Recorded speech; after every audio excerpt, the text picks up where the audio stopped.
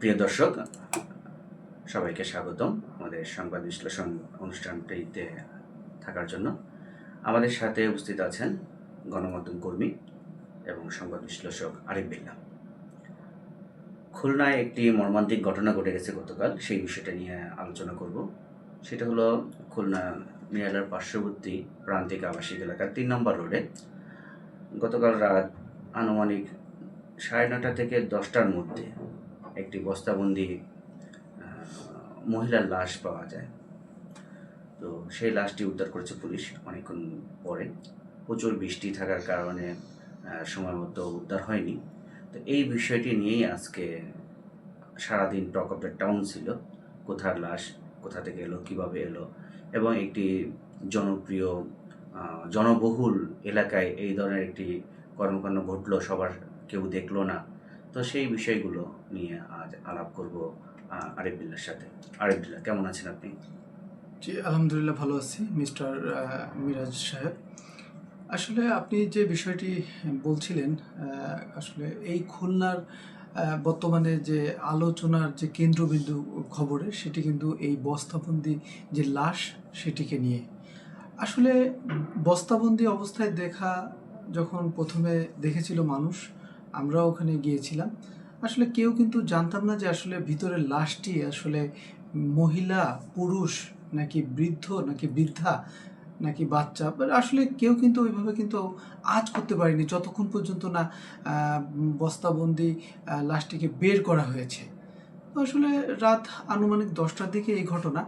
উৎসুক জনতা, প্রশাসন, স্থানীয় গণ্যমান্য ব্যক্তিবর্গ, সাংবাদিক, সবাই কিন্তু আসলে ওখানে গিয়ে কিন্তু একটা জিনিসই আসলে ভাবছিল যে আসলে কি বস্তায় আছে। তো একটা পর্যায়ে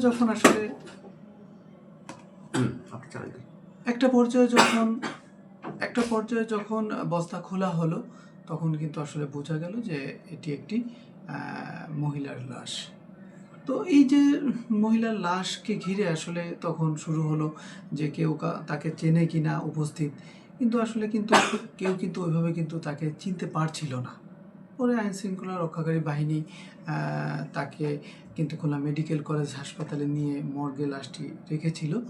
তো সব থেকে আসার কথা হলো, দীর্ঘ সময় পার হলেও কিছুক্ষণ আগে, আজ বৃহস্পতিবার সন্ধ্যার আগে বলা যায়, কিন্তু একটি আশার সংবাদ এসেছে আমাদের কাছে যে অবশেষে কিন্তু সেই যে বস্তাবন্দি মহিলার যে লাশ, তাকে কিন্তু তার ঠিকানা যেটা, তার মূলত তার পরিচয় শনাক্ত করা হয়েছে। খুলনা নগরীর বসুপাড়ার বাসিন্দা তিনি। তো এটা কিন্তু আসলে একটি গুরুত্বপূর্ণ খবর। গতকালকে যেরকম খবর ছিল বস্তাবন্দির লাশের, আর তাকে যে আজকে শনাক্ত করা গেছে, এটাও কিন্তু আসলে একটি গুরুত্বপূর্ণ খবর। তো আইন শৃঙ্খলা রক্ষাকারী বাহিনী প্রাথমিকভাবে তার যে পরিচয় সেটি শনাক্ত করেছে। এখন খুনের সাথে বা তাকে যে আসলে বস্তাবন্দি কিভাবে করা হলো বা তাকে ওখানে কে ফেললো, এ বিষয়ে কিন্তু আসলে আমরা এখনো কোনো জায়গা থেকে কিন্তু আনুষ্ঠানিক কোনো আমরা কিন্তু বক্তব্য পাইনি। আমরা শুধু এটুকু জানতে পেরেছি খুলনা নগরীর বসুপাড়ার বাসিন্দা তিনি। আরিফ ভাই, গতকাল যখন আসলে ব্যাপারটি ঘটে, আমি সাথে সাথে খবর পাই, যেহেতু আমার আবাসন খুব কাছাকাছি ছিল। তো আমরা যাওয়ার পরেই আমরা পুলিশের উপস্থিতি পাই এবং গণমাধ্যম অনেক কর্মীরা তখন সেখানে উপস্থিত হন। একটি বিষয় পরিতাপের ছিল যে প্রায় 3 ঘন্টা পার হয়ে গেল, কিন্তু লাশটার বস্তা খোলার ব্যবস্থা করা যায়নি। এটা প্রশাসনিক দুর্বলতা নাকি বুঝলাম না। তারা মহিলা পুলিশের জন্য অপেক্ষা করেছিল, সিআইডি, পিবিআই আসতে আসতে অনেকক্ষণ হয়ে গেছে এবং সেখানে কিন্তু মুষলধারে বৃষ্টি হচ্ছিল। তো অনেক সময় দেখা যায় যে এই সময়ে যদি এই ধরনের বৃষ্টির মধ্যে একটা লাশ পড়ে থাকে, তাহলে কিন্তু শনাক্তকরণের যে ফরেন্সিক রিপোর্টগুলো সেগুলো দুর্বল হয়ে যায়। তো এই বিষয়টা কি আসলে প্রশাসনিক দুর্বলতা নাকি আইনের ফাঁকফোকর, কী মনে করেন আপনি? ধন্যবাদ মিরাজ ভাই। আসলে এই যে দীর্ঘক্ষণ অপেক্ষা, বস্তা খোলার যে বিষয়টি বললেন, আসলে আমরা তো আমাদের জায়গা থেকে বিভিন্ন জিনিসগুলো ভাবি গণমাধ্যম কর্মী হিসেবে, কিন্তু আসলে আমরা তো এগুলো সরাসরি হস্তক্ষেপ করতে পারি না। আমরা হয়তো একটা নিউজ করতে পারি বা তাদের সাথে কথা বলতে পারি, একটা জিনিস সংগ্রহ করতে পারি, কিন্তু আসলে যারা সরাসরি ফিজিক্যালভাবে এই জিনিসগুলো যারা ফেস করেন, আইন শৃঙ্খলা রক্ষাকারী বাহিনী, তো সেখানে আইন শৃঙ্খলা বাহিনীর ভিতরে সিআইডি বা অন্য অন্য যারা আছেন, তাদের আসলে আপনার দৃষ্টিতে বলছেন যে উচিত ছিল আরও আগে আসলে এটা বস্তাবন্দি আসলে লাশটাকে বের করা। কিন্তু আসলে আমরা তো আসলে এই বিষয়টা আসলে গভীরে যেতে পারছি না, কারণ আসলে এটা তো আমাদের বলা ঠিক হবে কিনা জানি না, কারণ তাদের কাজের গাফিলতি বা অন্য কিছু এটা আসলে আমরা ঠিক এই মুহূর্তে বলতে চাচ্ছি না, কারণ তাদের কাজের একটা নির্দিষ্ট একটা সিস্টেম বা যে কোনো একটা কিছু থাকতে পারে। তো এই জন্য হয়তো বা তারা অপেক্ষা করেছিল। তবে সাধারণ দৃষ্টিতে ওখানকার লোকজন আসলে যেমনটি বলেছিলেন যে আসলে এটি আরও আগে হলে আসলে ভালো হতো, যেহেতু আসলে মানুষ অধীর আগ্রহে অপেক্ষা ছিল যে আসলে কার লাশ বা কী আছে ভিতরে, এটি আসলে মানুষের ভিতরে একটি কৌতূহল ছিল আসলে। তো সেই কৌতূহলের জায়গা থেকে আসলে মানুষ কিন্তু অনেক অপেক্ষা করেছে, আপনার কথায় যেটা আসলে বুঝলাম যে দীর্ঘ 3 ঘন্টার মতো। তো এটা হতে পারতো আরও কম সময় হলে, হয়তোবা যারা ওখানে ছিল গণমাধ্যম কর্মী এবং স্থানীয় উৎসুক জনতা, তারা হয়তোবা আরও একটু সময় কম হলে তারা হয়তোবা জিনিসটা তাদের কাছে ভালো লাগতো। তো তারপরেও আসলে আইন শৃঙ্খলা রক্ষাকারী বাহিনী হিসেবে যারা ছিলেন তাদের কাজের নির্দিষ্ট একটা সিস্টেম আছে, হয়তোবা তার কারণেই তারা হয়তো এই যে দীর্ঘক্ষণ যে অপেক্ষা সেটা হয়তো তারা করেছিলেন। হ্যাঁ, আমরাও সেটা দেখেছি। আসলে পুলিশকে কিছু বলা যাবে না। তারা অনেক চেষ্টা করেছিলেন, থানার পুলিশরা, যে তারা বারবার ফোন দিচ্ছিলেন। ঘটনাটি বাদশা নামক একটি ছেলের সাথে আমার কথা হয়েছিল। সেই ছেলেটা ট্রিপল লাইনে ফোন দেন। ট্রিপল লাইনে ফোন দেওয়ার পর তার সাথে সদর থানার সাথে যোগাযোগ করানো হয় এবং সদর থানা থেকে তৎক্ষণাৎ পুলিশ চলে আসে। পুলিশ আসতে কিন্তু বেশি সময় নেয়নি এবং গণমাধ্যম কর্মীরাও চলে আসে সেই মুহূর্তে। বিশেষ করে সিআইডি, পিবিআই এবং মহিলা পুলিশ সবার শেষে আছে যখন, এবং এলাকার এক মহিলাই আসলে বস্তাটা তখন খোলে, পুলিশের সহযোগীরা খুলে তখন লাশটাকে বের করে, তখন দেখে যে বিষয়টি যে একটি আসলেই একটি মহিলার লাশ ছিল। তো দেখা গেল যে সেখানকার কথিত আছে যে সিসিটিভি ফুটেজে দেখা গিয়েছে যে মোটর সাইকেলে করে এই বস্তাটি নিয়ে আসা হয়েছে এবং ওখানে ফেলে দেওয়া হয়েছে। তো এই বিষয়টি আসলে ঘটে গেছে। ঘটে যাওয়ার পর অনেক কিছুই সামনে আসে। আমরা দেখলাম যে এলাকার সিসিটিভিগুলো, অনেকগুলো সিসিটিভি আছে, নাই, নষ্ট। তো এই সিসিটিভিটা না থাকার কারণটা এবং এটা কেন পদক্ষেপ নেওয়া হয় না যে একটা সিসিটিভি নষ্ট হলো সেটা সাথে সাথে ঠিক করা, কিন্তু এই সিসিটিভিগুলো যেটা সড়ক পথের সিসিটিভি আছে সেগুলো দেখা গেছে যে মনিটরিং অভাবে নষ্ট হয়ে আছে। তো এইটা আসলে পদক্ষেপ নেওয়া উচিত কিনা প্রশাসনিকভাবে। আবারও ধন্যবাদ মিরাজ ভাই আপনাকে। আসলে নিরালা আবাসিক যে এলাকাটা, এটা আসলে বলা যায় যে এলিট শ্রেণীর একটি আবাসিক এলাকা। এটি কিন্তু আসলে কোনো মোটামুটি বা মানে নিম্নমানের লোকদের আসলে এখানে আবাসস্থল না বললেই চলে। কারণ যারা এখানে বাড়ি করেন তারা অধিকাংশই আপনার এলিট শ্রেণীর। তো সেখানে একটা এরকম একটি জায়গায় আসলে সিসিটিভির ফুটেজ কিছু জায়গায় থাকবে, কিছু জায়গায় থাকবে না। তাহলে তো আসলে অপরাধী যারা, তারা তো আসলে এখান থেকে অপরাধ করে আসলে তারা তো পার পেয়ে যাবে।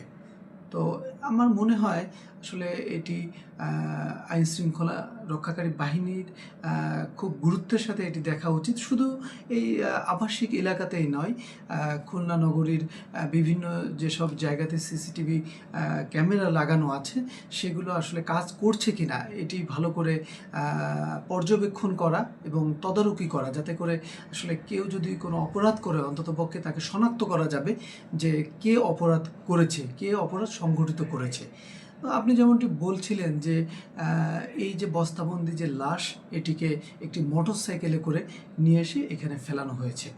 তো তাহলে আমাদের যেহেতু একটি অভিজাত একটি আবাসিক এলাকা, তাহলে এটি তো আপনার শনাক্ত করা যেতেই পারে, যেহেতু সিসিটিভি ক্যামেরা আছে।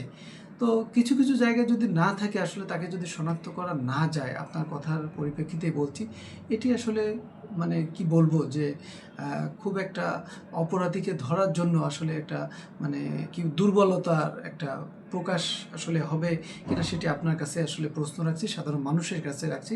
আমি আসলে এই বিষয়ে কিছু বলতে চাচ্ছি না। তবে আসলে এ ধরনের ব্যবস্থা আমাদেরকে খুব তদারকির সাথে আসলে এগুলো মনিটরিং করা প্রয়োজন বলে আমি মনে করি। কারণ শহরের অবস্থা কি আপনি তো জানেন, খুলনা শহরের বর্তমানে পরিস্থিতি আসলে বিভিন্ন জায়গায় আপনার অনেক ধরনের অপরাধমূলক কর্মকাণ্ড ঘটছে। তো এই মুহূর্তে আসলে আমাদের উচিত বিভিন্ন জায়গায় যেসব সিসিটিভি ক্যামেরা লাগানো আছে সেগুলোকে সচল রাখা এবং অপরাধ হলেই যেন সেগুলোকে শনাক্ত করে তাদেরকে আইনের আওতায় আনা, খুব দ্রুত সময়ের মধ্যে সেই ব্যবস্থা গ্রহণ করা। আহ, হ্যাঁ আরিফ ভাই, আপনার কথা শুনছিলাম। আশা করি যথাযথ কর্তৃপক্ষকে এই মেসেজটা পৌঁছে দেওয়া হবে, যাতে নগরীর যে সিসিটিভিগুলো আছে সেগুলো যেন সচল থাকে এবং ব্যক্তিগতভাবে যারা সিসিটিভি লাগান তারাও যেন এই সিসিটিভিটা সচল রাখেন, যাতে এই ধরনের অপরাধ সংঘটিত এবং অনাকাঙ্ক্ষিত ঘটনা যেন তাড়াতাড়ি প্রশাসন উদ্ধার করতে পারে।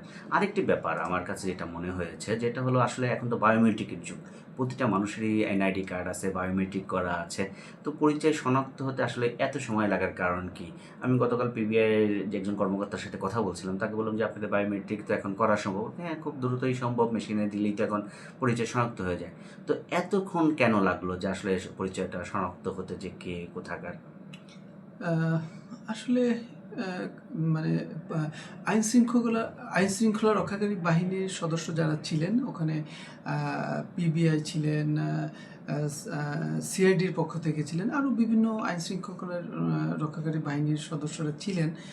আসলে আপনার যে প্রশ্ন, এটি খুবই গুরুত্বপূর্ণ একটি প্রশ্ন, যে এখন আমাদের যে ডিজিটালাইজড যে সময়টা, এখানে তো আসলে এতটা সময় আসলে একটা মানুষকে শনাক্ত করার জন্য এতটা সময় আসলে নেওয়াটা আসলে একটু মানুষের কাছে কেমন লাগে।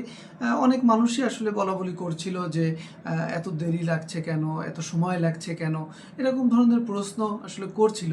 কিন্তু আমি একটু আগেই বলেছি যে আসলে এই বিষয়টা নিয়ে যারা কাজ করেন আসলে তাদের কাজগুলো আমরা হয়তো অতটা ভালো বুঝি না, কিন্তু মানুষ যেটা নিয়ে প্রশ্ন করছে যে এত সময় লাগছে কেন, আমরা হয়তো এটি আসলে বলতে পারি। তো এই কথার পরিপ্রেক্ষিতে বলতে পারি, হয়তো এই কথার পরিপ্রেক্ষিতে আমরা একটা বিষয় বলতে পারি যে আসলে মনে হয় যে এই সংশ্লিষ্ট কাজের সাথে যারা জড়িত তাদের উচিত হবে আরেকটু স্মার্ট হওয়া, আরেকটু স্মার্টলি কাজ জি করা। মিরাজ ভাই, আসলে তাদের উচিত হবে যে এই বিষয়গুলো যেন খুব দ্রুত সময়ের মধ্যে, অল্প সময়ের মধ্যে যেন শনাক্ত করা যায়, সে বিষয়টির দিকে একটু তারা যদি দৃষ্টিপাত দেয়, তাহলে মনে হয় আসলে মানুষও এই বিষয়টিকে আরও খুব ভালোভাবে দেখবে এবং আমরা যে আসলে এগিয়ে যাচ্ছি অন্ততপক্ষে ডিজিটালাইজড এই যুগে, সেটি আসলে কিন্তু মানুষ কিন্তু খুশি হবে আমার মনে হয়।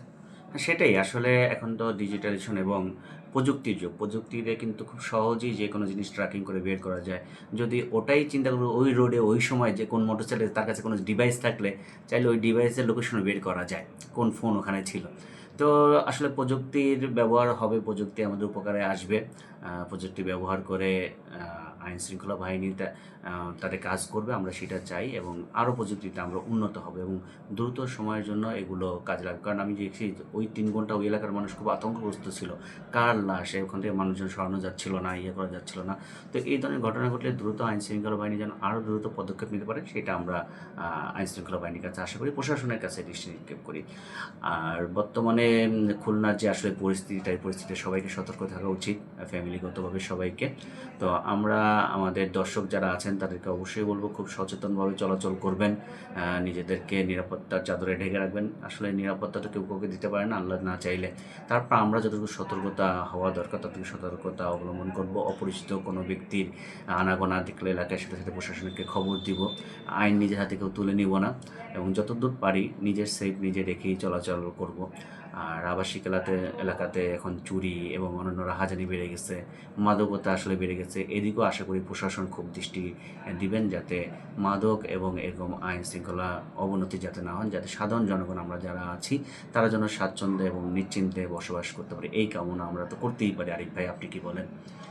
জি অবশ্যই মিরাজ ভাই, আমরা এটি আসলে করতে পারি, কারণ একের পর এক কিন্তু আমরা কিন্তু শুনছি যে অমুক জায়গায় একটা লোককে কোপাইছে, অমুক জায়গায় একটা লোককে গুলি করছে। সর্বশেষ আসলে গতকাল রাতের যে ঘটনা, এই যে দেখেন মহিলার বস্তাবন্দির লাশ, আসলে তার এলাকা শনাক্ত হয়েছে বসুপাড়া, কিন্তু এখনো পর্যন্ত আসলে আমি যতটুকু খবর পেয়েছি এই পর্যন্ত আসলে কিন্তু বিস্তারিতভাবে কিন্তু অনেক কিছু আমরা জানতে পারিনি এখনো।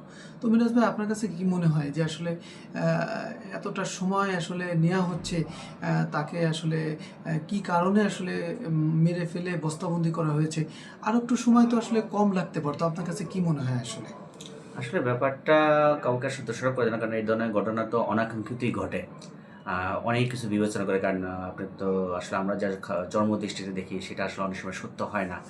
আর এটা তো আসলে পরিকল্পিত একটা ব্যাপার থাকে। যখন কেউ ক্রাইম করে তখন আসলে সে খুব প্ল্যান করে, এক্সিট প্ল্যান করেই ক্রাইম করে। তো দেখা যায় যে খুব তাড়াহুড়া করলে নির্দোষ কোনো ব্যক্তি এখানে ফেঁসে যেতে পারে।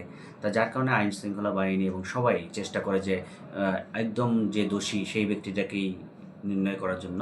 এই কারণে অনেক সময় দেখা যায় যে আমাদের কাছে মনে হয় সেটা দেরি, আসলে সেটা দেরি নয়, সেটা তদন্তের খাতিরে এটা রাখতে হয় এবং অনেক কিছুই তাদের গোপন রাখতে হয় তদন্তের খাতিরে। তো আমরা চাইবো যাই হোক না কেন, আমরা প্রশাসনের উপরে সম্পূর্ণ আস্থা আছে, তারা সঠিক সেভাবে এটাকে তুলে ধরবে এবং আশা করি যেহেতু পরিচয় পেয়ে গেছে, এই ক্লুটা কেন এই ঘটনাটা ঘটলো সেটাও বের হবে এবং আমরা তার বিলি আত্মার মাগফিরাত কামনা করি, আল্লাহ তাআলা তাকে ব্যস্ত নসিব করুক। আর এমন ঘটনা যেন আর কোনোদিন বাংলার মাটিতে না ঘটে। মিরাজ ভাই, সেটি আসলে কারণ গতকাল রাতে আসলে এই নিরালা আবাসিক এলাকার প্রান্তিক এলাকার যে লোকজন, তারা কিন্তু আসলে খুব মানে কি বলবো, মানে আতঙ্কগ্রস্ত ছিল যে আসলে কি ব্যাপার, এইরকম মানুষকে বিভিন্নভাবে মারতে পারে কিন্তু মেরে আসলে বস্তাবন্দি। তো যাই হোক, আসলে তার সাথে যেটা হয়েছে সেটি আসলে মোটেও আসলে সমর্থনযোগ্য না। কি বলেন মিরাজ ভাই, এটা কি সমর্থনযোগ্য? এটা সমর্থনযোগ্য না। তো তারপরেও আসলে এরকম অহরহ ঘটনা তো সমাজে ঘটছে। তো আমাদেরকে আসলে এসব ঘটনা থেকে আসলে সবাইকে আল্লাহ হেফাজত করুক, এটিই আসলে বলতে পারি। তাছাড়া আর কি বলতে পারি বলেন ভাই? ঠিকই বলেছেন অনেক ভাই। আসলে এখন আমাদের কাছে দোয়া করা ছাড়া কোনো উপায় নেই। কারণ সবাই সন্তুষ্ট, কেউ তো চায় না যে আইন শৃঙ্খলা খারাপ হোক। তারপরে যেহেতু পরিস্থিতি অনেকটা আমাদের অনুকূলে নেই, তো আমরা সবাই সবার জায়গা থেকে সন্তুষ্ট থাকবো। যদি কারোর যদি কোনো অপ্রীতিকর ঘটনা ঘটে সেটা জানানোর চেষ্টা করবো। সবাই সচেতন থাকলে আমি মনে করি যে কিছুটা হলেও পরিত্রাণ পাওয়া উচিত এবং দর্শক, তো যে যেখানে থাকি না কেন আমরা খুব সচেতনভাবে সেগুলো আবাসিকতায় যাওয়া যাবে না এবং আতঙ্কগ্রস্ত ফেলে রেখে গিয়েছে সেটি উদ্ধারে যে কোনো বিষয়টি হ্যান্ডেল করতে হবে, তাহলে ঘটনা ঘটবেই। এটা তো আসলে ঠেকিয়ে রাখাটা আসলে খুব difficult একটা ব্যাপার। তো দর্শক যারা আমাদের সাথে এতক্ষণ কষ্ট করে এই সংবাদ বিশ্লেষণ কিংবা সময়ের সমসাময়িক বিষয় নিয়ে আলোচনা শুনলেন, আপনাদের কেমন লাগলো অনুষ্ঠানটি? এমপিটিভির এই আয়োজনটি আপনারা যদি চান আমরা নিয়মিত করে দেবো। আমার সাথে ছিলেন না না, যারা মিডিয়ায় আছে তারা তো বুঝি রাস্তা খোলার সময় তো ক্যামেরা আরেক দিক চলে তো যায়। আমরা এটা তো আপনাদের দেখানো যাবে না, কাছে যদি জবাই হয়। আল্লাহ হাফেজ, ইনশাআল্লাহ। পাবলিক এটা বন্ধ করতে হবে। পাবলিক এটা বন্ধ করতে হবে।